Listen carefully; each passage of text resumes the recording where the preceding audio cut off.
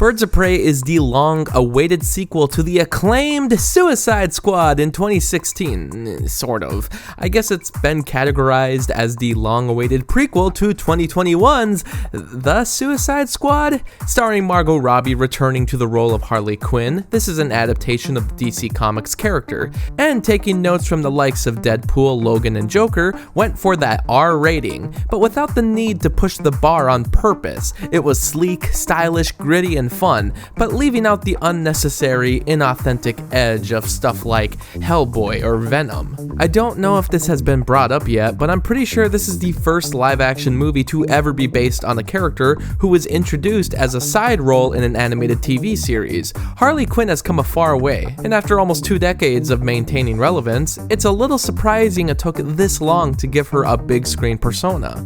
Harley Quinn has finally broken up with the Joker, and after a bit of a meltdown, many of her past enemies track her down as if this was Jane Wick. Since she no longer has the protection of Joker, these villains attempt to murder her, but through happy coincidences and intermingled storylines, she eventually gets caught up in a diamond theft that involves crime families, a local police detective, and Black Mask, a mafia boss played delectably by Ewan McGregor. It was really nice to see Ewan McGregor do something outside the typical roles he receives. I always feel that he's been underutilized by the industry, when he makes such an impression in everything he's in, from Trainspotting, Dr. Sleep, and the Star Wars prequels. He was given a more vibrant, flamboyant personality this time around, and it harkens back to the likes of Mark Strong and Kick-Ass. He's both really funny, but also a bit terrifying. They don't really hold back, and you never know exactly what he'll do next. He's just having the time of his life, and his camaraderie with his henchmen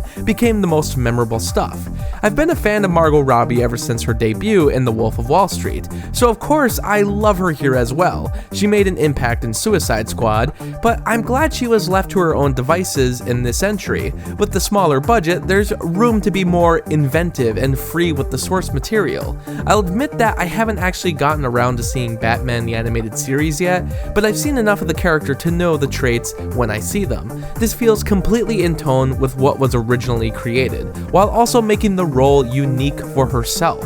I like how she came into contact with the others in the group, and while the third act falls into the same kind of basics you'd see in any team-up movie, it was the performances and the characterizations that kept me invested.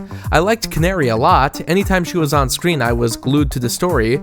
Journey Smollett-Bell gives a relaxed portrayal, not overdoing it, which sticks out from everyone else, who is just on the verge of hamming it up too much, but I say that only with a positive voice. There's not really anything here that hasn't been found before, and as the narration kicks in with the scrambled, out-of-order narrative, I began to realize this was closer to something like Deadpool, with the style that was attempted in the 2016 Suicide Squad. It was stunning visuals, a colorful palette, and creative imagery, so it's more appealing than the look of other DCEU movies, but the structure feels so much like the 2016 Tim Miller movie, I can't help but feel it's a direct inspiration, down to the R rating and the February release.